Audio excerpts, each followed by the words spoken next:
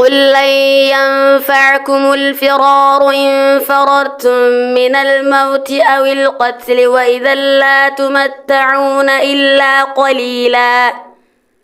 قل من ذا الذي يعصمكم من الله إن أراد بكم سوءا أو أراد بكم رحمة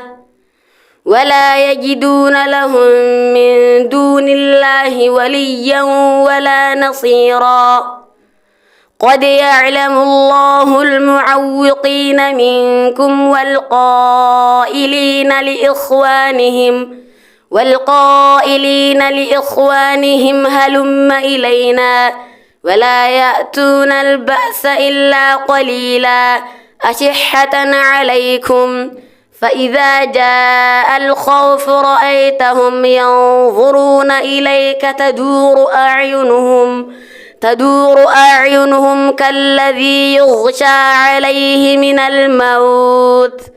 فإذا ذهب الخوف سلقوكم بألسنة حداد أشحة على الخير